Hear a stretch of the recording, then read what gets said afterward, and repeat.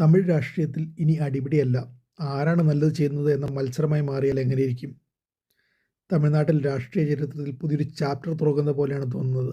ടിവിക്ക് ഒരു cinema fans party മാത്രമാണെന്ന് കരുതി ചിരിച്ചവർക്കൊക്കെ ഇപ്പോൾ കുളിർ കോരുന്നൊരു വാർത്തയാണ് വന്നിരുന്നത്.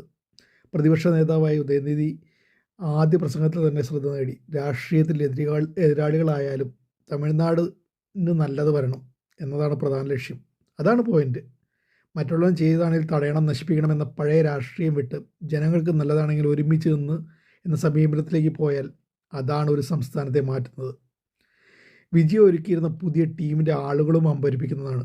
ഡോക്ടേഴ്സ്, മുൻ IRS ഓഫീസർമാർ, ഡാറ്റാ വിദഗ്ധർ, സ്പോർട്സ് പശ്ചാത്തലമുള്ളവർ, എല്ലാം യുവ നേതാക്കൾ. ലെറ്റർ പാഡ് നേതാക്കൾക്ക് പകരം പ്രൊഫഷണൽസിനെ ഭരണത്തിലേക്ക് കൊണ്ടുവരാനുള്ള ശ്രമം, അതും സോഷ്യൽ മീഡിയ കയ്യടി നേടുന്നു. സത്യപ്രതിജ്ഞയ്ക്ക് ശേഷം മുൻ മുഖ്യമന്ത്രി സ്റ്റാലിനെ വീട്ടിൽ പോയി കണ്ട് വിജയ് ഉദയനിധിയുമായി നടത്തിയ ഊഷ്മള സംഭാഷണം, മുതിർന്ന നേതാക്കളെ നേരിൽ കണ്ട് തമിഴ്നാട് രാഷ്ട്രീയം, സംസ്കാരം ഇതൊക്കെ കണ്ടാൽ ഒരു ചോദ്യം മാത്രം ബാക്കി: ഇന്ത്യയിലെ രാഷ്ട്രീയത്തിൽ നെക്സ്റ്റ് അപ്ഗ്രേഡ് തമിഴ്നാട്ടിൽ നിന്നാവുമോ തുടങ്ങുന്നത്? ജനങ്ങൾ ഇനി ഡയലോഗ് കേൾക്കില്ല, ഡെലിവറി നോക്കും. അത്രേ ഓർമ്മിപ്പിക്കാനുള്ളൂ.